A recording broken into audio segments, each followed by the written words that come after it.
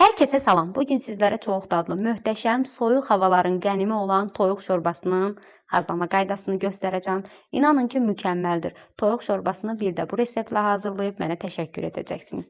Gəlin keçək hazırlama qaydasına. İlk öncə bizə lazımdır. Burada gördüyünüz kimi doğramışam. Pomidor, kartof, soğan, yer kökü.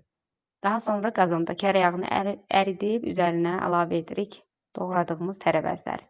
Azca qızardıb, üzərinə bir xörək qaşığı dolu un əlavə edirik. Qarışdırıb zövqə görə duz istiyor, sarı kökdən istifadə edə bilərsiniz. Daha sonra evdə toyuq bulyonu varsa əlavə edin, yoxdursa qaynar su əlavə edib qaynadırıq. Rənginə baxın, möhtəşəmdir. Bişdikdən sonra blenderdan keçirdirik. Yoxdursa doğrayıcıda istifadə edə bilərsiniz. Gördüyünüz kimi. Daha sonra qıraqda qaynatdığım toyuq filesini didib içinə əlavə edirəm.